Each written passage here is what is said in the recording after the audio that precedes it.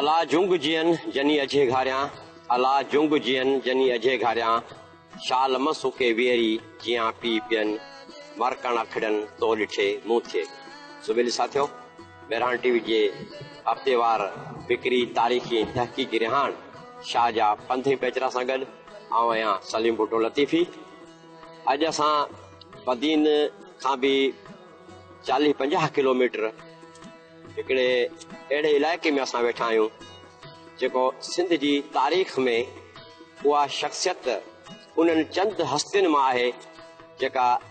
पंहिंजो नालो अॼु बि उन क़ौमी वक़ार सां, क़ौमी गैरत जे हवाले सां, आजबे आसूदगी जे हवाले सां, नंगनि ऐं लॼनि ते सिर ॾियण जे हवाले सां, तंगनि ऐं नंगनि जी संभाल करण जे हवाले सां उन खे ॼातो ऐं संभालियो वञे थो। हींअर असां दोदे सुमरे जे रोज़े जी पुठ में रूपा माड़ी जेका हुंगर सुमरो बादशाह हो ऐं उन जी राणी जेका रूपा हुई उन जे नाले सां ही जेको महल अॼियल हो जेको अॼु हींअर खंडरात जी सूरत में असांजे आॾो आहे उन ते बीठा आहियूं। ऐं तारीख़ में असां जॾहिं पोइ ते वञूं था त दोदे चनेसर वारे झेड़े खां हिकु कदम पोइ ते जॾहिं असां ॾिसूं था त जेको भूंगर सुमरो सिंध जो हाकिम हुयो उन जूं गुजरात जे गुजरनि सां काफ़ी जंगियूं थींदियूं रहियूं, पर हू हमेशह हिन पंहिंजे भूंगर बादशाह जे हथां शिकस्त खाईंदा रहिया।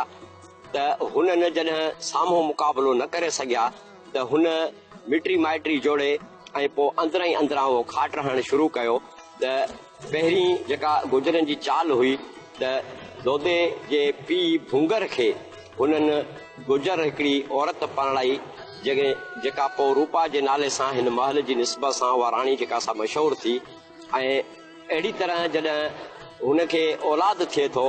त दोदो ॾाॾे पोटी मां हुयो, यानी सूमरी जेका राणी हुई उन मां हुयो, ऐं चनेसर जेको आहे सो धारी जेका गुजर राणी हुई उन मां हुयो। ऐं जॾहिं चनेसर वॾो थियो त उन जी शादी बे संदसि माउ गुजर हुअण जे नाते पंहिंजे गुजर कबीले मां हुन जी पंहिंजी भाइटी सां कराई। अहिड़े हवाले सां हिन बादशाही खानदान में जेको सालनि ताईं गुजरनि खे शिकस्तूं ॾींदो रहियो उन्हनि पंहिंजे उन मख़सूस तरीक़े सां महल ताईं उहे पंहिंजी रसाई इन्हनि औरतुनि जे वसीले कई। ऐं पोइ इन जे नतीजे में असां ॾिसूं था त अॻिते हली इहो वेगे ऐं सॻे जो फ़र्क़ु ऐं धारी ऐं ॾाॾे पोटी जो फ़र्क़ु ऐं राज जो फ़ैसिलो ऐं बाक़ी जेके मामला पैदा थियनि था पग जे हवाले सां, ऐं उहो पग त बहानो हुयो पोइ अॻिते हली जेको इहो राजनि ऐं बिरादरियुनि जे फ़ैसिलनि ताईं ॻाल्हि वञी पहुती ऐं दरबारियुनि जेको फ़ैसिलो ॾिनो। ऐं उन में वरी दोदे जो जेको किरदारु हुयो चनेसर जो किरदारु, ऐं चनेसर जे पोयां संदसि ज़ाल ऐं संदसि माउ जेके धारी गुजर खानदान मां कबीले मां हुयूं उन्हनि जो जेको किरदारु हुयो, इन साॼे बमण अहिड़ी तरह हिकिड़ी जेका साज़िश सिटी जंहिंमें ही रूपा माड़ी कल्ह जी महलात रूपा राणी जे नाले सां हिते रहाइश ऐं भूंगर बादशाह वक़्त जो हाकिम ऐं उन जा नंग जंहिं महल में रहंदा हुआ आख़िर उहा महल हीअं मिटी जे ढेर में तब्दील थी वई। अॼु असां उन्हनि जे सिर्फ़ु आसारनि खे ई ॾिसी पसी सघूं था। त इन हवाले सां जॾहिं असां ॻाल्हि था कयूं त सूमरा दौर अहिड़ो ज़रखेज़ दौर आहे, ख़ासि तौर ते सिंधी क़ौम जी जदीद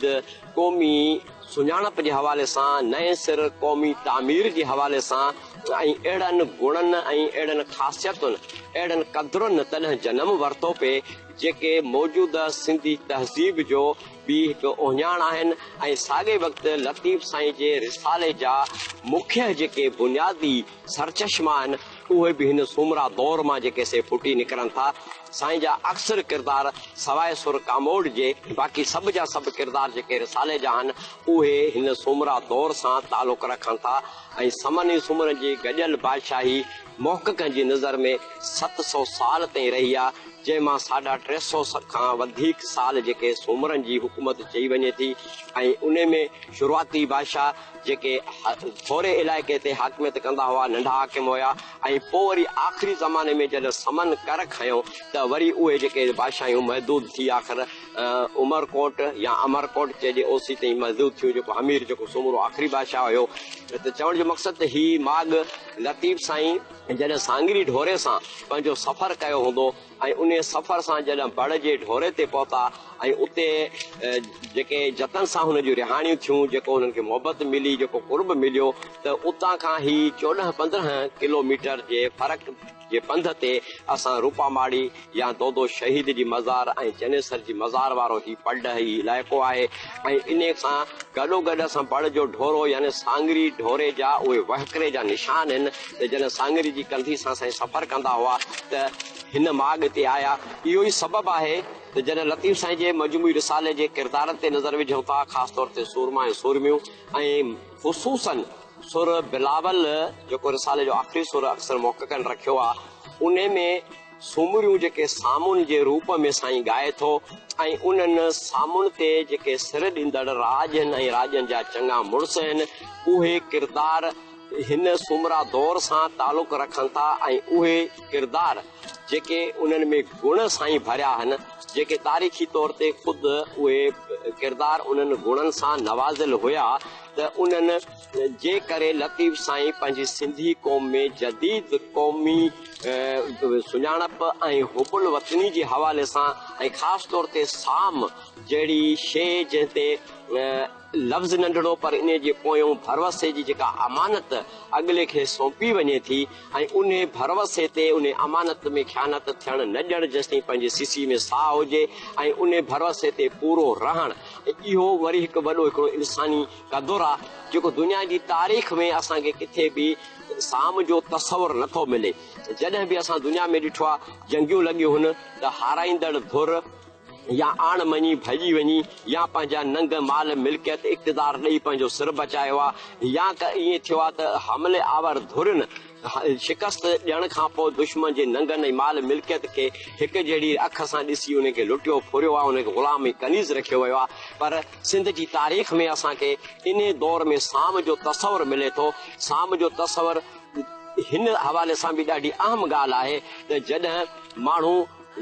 धरती ख़ातिर, क़ौम ख़ातिर, पंहिंजे वतन ख़ातिर सिर ॾियनि था ऐं मौत खे यकीनी तौर ते साम्हूं ॾिसनि था, पर उसूलनि तां हथ नथा खणनि ऐं हुननि खे पक आहे त असांखे मरणो ई आहे, पर हू पाण खे जेको सो काइर करे मारण लाइ तयारु न आहिनि, त इरादतन उहे पंहिंजूं मौत अखियूं ॾिसी करे पंहिंजा लॼ पंहिंजे नंग जेके आहिनि उन्हनि जी हिफ़ाज़त जो उन्हनि खे ऊनो थिए थो, ॻणती थिए थी ऐं उन्हनि खे साम करे मोकिलियो थो वञे। इहा तारीख़ में साम रखणु, साम पवणु, साम करे मोकिलणु, इहे जेके असांजी सिंध जी तारीख़ ऐं ख़ासि तौर ते सूमरा दौर जे हवाले सां इहो हिकिड़ो नओं क़ौमी गुण हुयो जेको पोइ सदियुनि ताईं उन हवाले सां इन रस्म खे, रीत खे, इन भरवसे खे, इन अमानत खे असांजो समाज उहो मान ॾींदो आयो, संभालींदो आयो। पर अॼु जॾहिं उन तारीख़ खे असां दोहरायूं था, उन क़दुरनि खे असां जॾहिं ॻायूं था, उन्हनि उसूलनि जी जॾहिं असां ॻाल्हि कयूं था, त उहे जोधा जवान जिन परावन लॼनि ते, नंगनि ते जेके पंहिंजा सर ॾिना, पंहिंजा ॿार बचा कोहराए छॾिया, पंहिंजो राज कोहराए छॾियो ऐं उते उहा साॻी सिंधी क़ौम इन्हनि किरदारनि खे ॻाए बि थी, पसंदि बि करे थी, पढ़े बि थी। लतीफ़ साईं जहिड़े अज़ीम शाइर बि उनखे पंहिंजी शाइरी में जाइ ॾिनी आहे, पर असां अमली तौर ते उन्हनि गुणनि खां वांझल आहियूं ऐं औरत जो उहो मान जेको आहे, उहो जेको मक़ाम जेको आहे, उहो रुतबो जेको आहे, जेका हू इज़त साम जे रूप में असां खां लहणे थी, असां उन में बि केतिरो जेको सो कोताह नज़री खां कमु वठूं था। त लतीफ़ साईं जे इन हवाले सां जॾहिं ॾिसूं था, सुमरा दौर जो ही दौर जेको दोदे चनेसर ऐं उन खां हिकु नसुल पोइ ते भुंगर सुमरो रूपा माड़ी जे हवाले सां, रूपा राणी जे हवाले सां, इहो जेके किरदार आहिनि ऐं इहे जेके क़ौमी गुण हुया असांजा, उहे साईं जे रिसाले जो बुनियादु बणिया आहिनि ऐं उन्हनि खे साईं ॻायो आहे ऐं असां मां उहा उमेद रखी अथई त धरती जा उहे जोधा, उहे लॼादार नंगपाल माण्हू जिन में उहो किरदार हुआ, हू पंहिंजी क़ौम में उहे गुण, उहे उसूल, उहे क़दुरु जेको ॾिसणु चाहे पियो, हुन पंहिंजे रिसाले में उन्हनि क़दुरनि खे जेको सो ज़िंदह रखियो आहे। ऐं हूअं बि ॾिठो वञे त लतीफ़ साईं जो रिसालो सिंधी तहज़ीब जो वॾे में वॾो ज़ख़ीरो आहे। पर जॾहिं असां वरी साईं जा पंध पेचरनि जी वाट वठूं था, उन रस्तनि ते हलूं था, त असांखे महसूसु थिए थो रिसाले में बि शायदियूं आहिनि ऐं तारीख़ बि उनखे साबित करे थी त साईं जिन जिन पंधनि ते निकिता आहिनि, जेके माॻ भेटिया आहिनि, जेके जिन शख़्सियतुनि ताईं पहुता आहिनि, हयाती वारनि में या ममाती वारनि में, इहो सॼो कुझु वरी हिकु साईं जे रिसाले जो हिकु ॿियो पहलू साम्हूं अचे थो त साईं वटि सिंध जी तारीख़ ऐं जाग्राफी जो बि सुठो हिकिड़ो ज़ख़ीरो आहे ऐं उन ते जेकॾहिं कमु करण जी ज़रूरत अञा वधीक आहे ऐं कमु कजे त साईं जे बेत खे, रिसाले खे, फ़िक्र खे, मफ़हूम खे सम्झण में अञा वधीक आसानी थींदी। त ईंदड़ सेगमेंट में जॾहिं असां दोदे ते हली पुॼंदासीं या जॾहिं साम्हूं तव्हां पनाह लाइ साम्हूं वठण पवण लाइ अबड़े समेले वञनि थियूं त रस्ते में कहिड़ा राज, कहिड़ियूं बिरादरियूं, कहिड़ियूं धुरियूं आहिनि सामुन खे मान ॾियनि थियूं ऐं कहिड़ियूं धुरियूं सामुन खां तंध लवाए जेको अलादीन खिलजी जे ख़ौफ़ खां जेको सो सामुन खे पनाह नथा ॾियनि। उहे वड़ जेके उसे तफ़सीली ॻाईंदासीं त उहे मुख़्तलिफ़ नाला आहिनि जेके जिन रिसाले में वरी मुझारा पैदा करे छॾिया आहिनि त साॻियो किरदारु हिकु तरफ़ जेको सो चङियुनि ॻाल्हियुनि ऐं गुणनि जो जेको सो मालिक आहे, ॿिए तरफ़ उहो ई किरदारु जेको सो कुधनि कारनामनि या गुणनि जो जेको मालिक आहे। त इहो असां तारीख़ी शऊर नथा रखूं, तारीख़ खे लतीफ़ साईं जे कलाम सां, फ़िक्र सां असां भेटे या उन पस मंज़र में असां नथा जाचूं, तंहिं करे असांखां इहे ग़लतियूं बि थियनि थियूं। त सुबेर साथियो, हिते असां हिकिड़ी नंढी साई वठंदासीं। साई खां पोइ हिन ई माॻ ते दोदे शहीद जी मज़ार ते तव्हां सां वधीक दोदे अलादीन जी जंग, जनेसर ऐं दोदे जे इख़्तिलाफ़ ऐं बाघल बाई जे किरदार जे पस मंज़र में वरी वधीक तव्हां सां साईं जे फ़िक्र ऐं तारीख़ी हवाले सां तव्हां सां वीचार वञींदासीं। जीअं लतीफ़, जीअं लतीफ़ इलाही।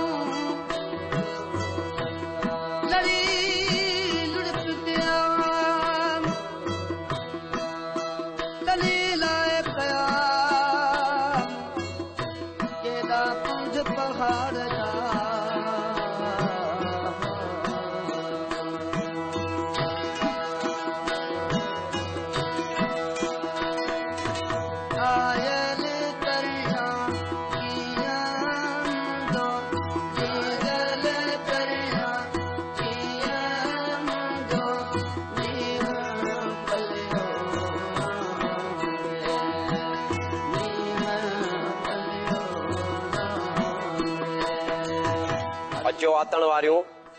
विसारियूं सभु वंवार, अचो आतण वारियूं विसारियूं सभु वंवार, करे सूर पचार पऊं पिरी पेचरे। अचो आतण वारियूं करियूं सूर संभाल, अचो आतण वारियूं करियूं सूर संभाल, छॾे खोटा ख़्याल पऊं पिरी पेचरे। सुबेल साथियो,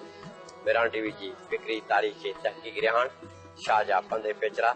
साई खां पोइ हिकु दफ़ो ॿीहर भलीकार। जीअं लतीफ़, जीअं लतीफ़ इलाद। हींअर असां सिंध जी अज़ीम हस्ती सुल्तान शहीद दोदो सूमर जे मज़ार जे सहन में उन जी छांव में बीठा आहियूं। यकीनन लतीफ़ साईं जॾहिं हिन पट जा फेरा कया हूंदा, हिन शहीद जी सुरिहाई जूं उहे ॻाल्हियूं ॿुधियूं हूंदियूं ऐं हिन जे नंगनि जो साम पवण, उहा जेका माजरा हुई, उहे जेके आहियां हुआ, उहे बि साईं पंहिंजे सुर ॾहर में दोहराया आहिनि। साईं जी शाइरी जो, फ़िक्र जो कमाल इहो आहे त साईं उन्हनि किरदारनि खे उन रंग में पेश कयो आहे। कॾहिं कॾहिं नाले खां वांझल किरदार बि असांखे मिलंदा आहिनि। त सुर बिलावल जो बुनियादी जेको सरचश्मो आहे, जेको बुनियाद बणिजे थो, उहो दोदे चनेसर जो किस्सो आहे, जंहिं मां संदन भेण जे संग जे हवाले सां, अलादीन खिलजी जे हवाले सां, हू पागल बाई हिकु सूमरी मां वधी करे हिकु क़ौमी ओंझाण, क़ौमी गैरत जो दर्जो अख़्तियार करे थी ऐं पोइ सुर ॾहर जा उहे किरदार सूरमा जेके आहिनि उहे साम्हूं अचनि था ऐं पोइ साम्हूं जो सिलसिलो जेको साम्हूं पवण वारो उहो साम्हूं अचे थो। त हीउ किसो जॾहिं दोदे चनेसर जी ॻाल्हि कयूं था त हिन जी वेगी माउरनि जो मामिलो ऐं पोयों गुजरनि जी जेका साज़िश हुई ऐं पोइ भूंगर जे मौत खां पोइ जॾहिं पग जो मसइलो अचे थो त राज जी सलाह जेका आहे उहा ॾाॾे पोटी मां दोदे ते रखण जी जेका सलाह बीहे थी। जनेसर वॾो पुटु आहे, संदसि माउ ऐं संदसि ज़ाल जेको हुनखे पटियूं पढ़ाइनि थियूं, उन हवाले सां उहो ज़िद करे बीह रहे थो त पग ताज तख़्त बादशाही मुंहिंजो हक़ आहे। पागल बाई विच में पई उनखे घणो कुझु सम्झाइण जी कोशिशि करे थी। हिते हिकु नुक़्तो इहो आहे त वॾो चनेसर आहे, संदसि खानदान में दोदो बि राज़ी आहे त चनेसर खे पग ॿधाई वञे। पागल बाई विच में पंहिंजो किरदारु अदा करे थी हिकु सुरमी वांगुरु, पर ॾाढोके दौर में सुमरा इक़्तिदार जे हवाले सां ऐं असांजे सिंधी समाज जे हवाले सां हिकु ॻाल्हि इहा नोट करण जहिड़ी आहे त राज जे फ़ैसिले खे, अक्सरियत जे फ़ैसिले खे केतिरो मान मिलियो थिए ऐं मिलणु खपंदो हुयो, जेको अॼु असां वटि वधी करे जमहूरियत जो तस्वुर हिकिड़ो अख़्तियार करे वियो आहे। पर सिंध ॾाढोके दौर में बि राज वारनि खे, बिरादरी वारनि खे, दरबार जा जेके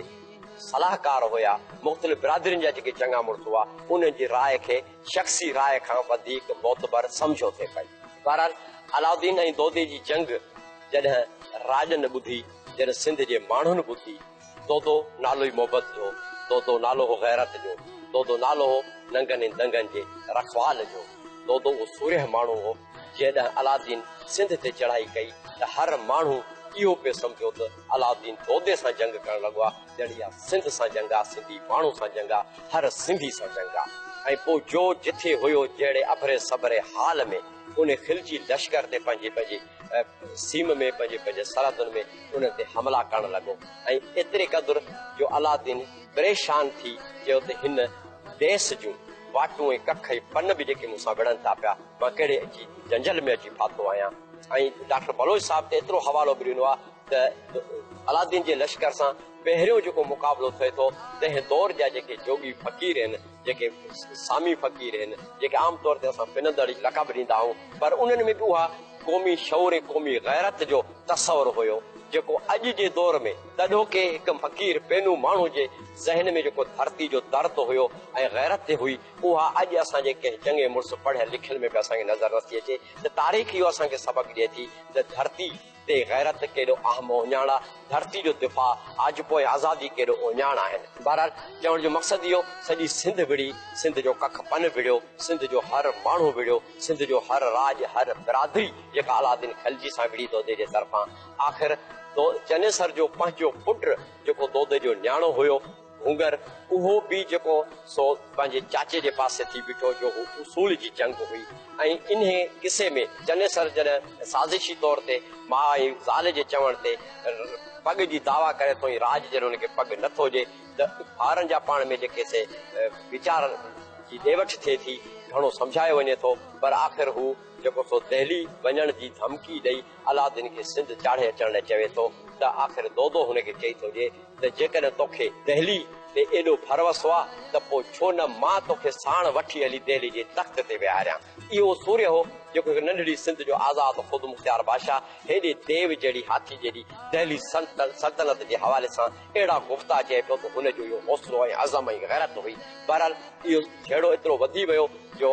चनेसर दाही थियो, अलाउद्दीन खिलजी काह करे आयो। मुख़्तलिफ़ मौक़नि जा मुख़्तलिफ़ राया थी सघनि था, पर लतीफ़ साईं जे रिसाले में अलाउद्दीन जो सिंध ते काहे अचण इन खां वधीक ॿियो को सबूत कोन्हे। अलाउद्दीन आयो खणी छल छुबेर, या अलाउद्दीन आयो जंहिंजे हाथी हांक हई, या अलाउद्दीन आयो जंहिंजे हाथी हई हांक, त इहे टे बेत ऐं तफ़सीली तौर ते इहो सॼो जेको किसो पोइ सामुन जे हवाले सां हले थो, ॿियनि राजनि जो जेको क़ुर्बानियूं आहिनि, इहो सॼी ॻाल्हि खे साबित करे थो त हीउ वाक़ियो तारीख़ी तौर ते हक़ीक़ी माना में थी गुज़रियो आहे ऐं सिंध जी क़ौम परस्ती जी हुबुल वतनी जो हिकिड़ो ओञाणा चिटो सबूत आहे।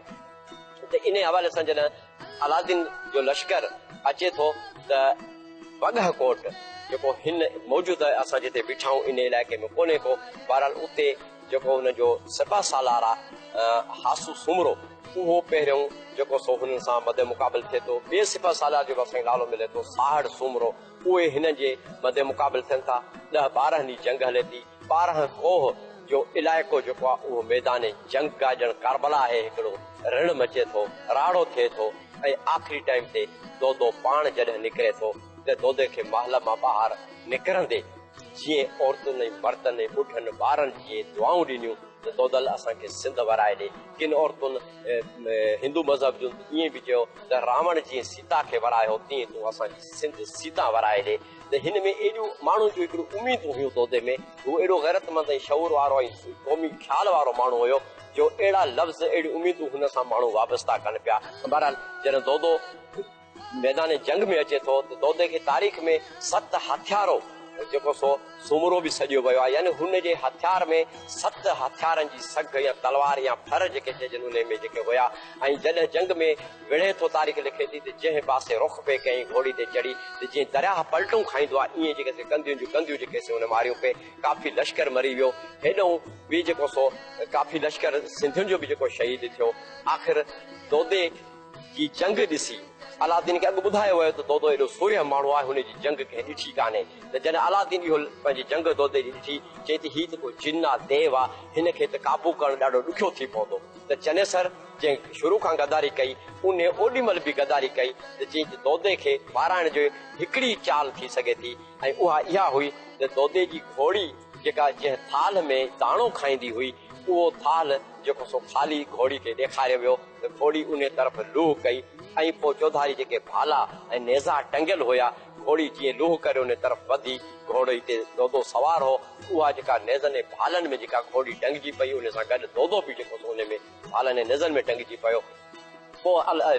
चनेसर हेठां वञी पुछेसि थो कि अदा ॾे ख़बर हाणे त दोदो चएसि थो अदा पोइ बि मां तोखां मथ भरो आहियां। त शहीद थी करे मौत जे मोह में अची करे बि चनेसर हेठां कंध खणी दोदे खे ॾिसे थो ऐं दोदो मथो मुड़कंदे चएसि थो अदा पोइ बि मां तोखां मथे आहियां। ऐं पोइ ईअं अलादीन जेको सो हुकुम करे थो कि हिन जो सर सिसी खां धाड़ कयो वञे ऐं पोइ ईअं हिन खे शहीद कयो थो वञे। अॼु असां उन सूर्य शहीद दोदे सुल्तान सुमरे जी मज़ार ते आया आहियूं। हिते बि लतीफ़ साईं जॾहिं सूरमियुनि खे ॻायो, सामुनि खे ॻायो, सुमरियूं जेके साम्हूं हुयूं उन्हनि खे ॻायो, उन्हनि सां जेके लाॻापियल सलाड़ियल किरदार हुआ उन्हनि खे ॻायो त यकीनन हिन पड में लतीफ़ साईं जा पंध पेचरा बि रहिया हूंदा। ऐं अहिड़े जॾहिं लतीफ़ साईं जी पूरी शाइरी असांखे हिकु बाक़ियाना अंदाज़ सां इंसान परस्ती अमन मोहबत जे हवाले सां मिले थी त उन जाइ ते दोदे सुमरे जहिड़े किरदार खे बि लतीफ़ साईं हीअं पंध अची पंहिंजा पेर ज़रूरु घुमाया हूंदा जो हीअ बि सिंध जो शान ऐं मान आहे। ऐं लतीफ़ साईं जी उन शाइरी जो हिकु पहलू आहे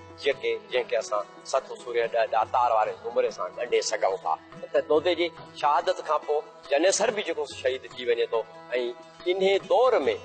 जेके ॻाल्हि अॻु में मुंहिंजी कई त सामुन जो जेको तस्वर उभरे थो त अपड़े समय जे हवाले सां ऐं दोदे सुमरे जी पाण में जेका असां दोस्ती हुई। ऐं हिकु दफ़े रांदि खेॾंदे चौपड़ रांदि खेॾंदे हिकिड़ी साड़ी जेका दोदे जी वञी अपड़े जी झोली में पई दोदे उहा साड़ी घुरी त हुन चयो त ॻोठ कोन ॾींदुसि। जंहिं ते दोदे ज़िद कयो त अपड़े चयसि त ज़िद न कर, हीअ ॻोठ ॼण त मुंहिंजी झोली में मूं वटि साम पई आहे, तंहिं करे सिर ॾींदुसि पर साम न ॾींदुसि। ऐं ॿई जोधा जोहना उथी खड़ा थिया, तलवारूं कढी वरितऊं हिक ॿिए ते, पर विच में अमीरनि फ़क़ीरनि पइजी करे उहा जेको सो झेड़ो टारियो। ऐं पोइ इन झेड़े खां पोइ दोदो ऐं अपड़े समय जा पाण में इख़्तिलाफ़ रहिया, तालुकात सही न रहिया। ऐं पोइ जॾहिं सामुन खे मोकिलण जो वक़्तु आयो त हासू सोडो जेको उमरकोट जो हुयो उहो दोदे जो दोस्त हुयो जेको हिन जंग में पंहिंजे लश्कर समेत सोढनि सां गॾु शामिल बि थियो। ऐं साॻे वक़्तु अपड़ो समूह जो सेण बि हुयो जो अपड़े जी जेका घरवारी हुई उहा सोढनि मां शादी थियल हुई। इन निस्बत सां हिकु तरफ़ सुमरे सां दोस्ती हासू सोडे जी, ॿिए तरफ़ होॾो हुन जा सेण हुया। ऐं पोइ भागू भान ऐं हासू सोडे जे चवण ते सलाह ते साम्हूं जेके अपड़े ॾे मोकिलियूं वयूं। इन करे जॾहिं भागू भान चयो त जेको ॻोठ ते साड़ी खे साम सम्झी सिर ॾेई सघे थो उहो तुंहिंजे नंगनि खे बि साम जे हवाले सां जेको सो महफ़ूज़ रखी सघे थो। ऐं पोइ इन इहा सलाह बीठी त दोदो इन ते राज़ी थियो त साम्हूं पोइ भागू भान ऐं हासू सोडे जी निगरानी में जेके अपड़े समय ॾे मोकिलियूं वयूं। ॿियूं साथियो असां हिकिड़ी नंढी साई वठंदासीं ऐं साई खां पोइ हिन ई माग में हिकु हंधि ॿिए किरदार ते असां वधीक वीचार वञींदासीं। जीअं लतीफ़ इलाही।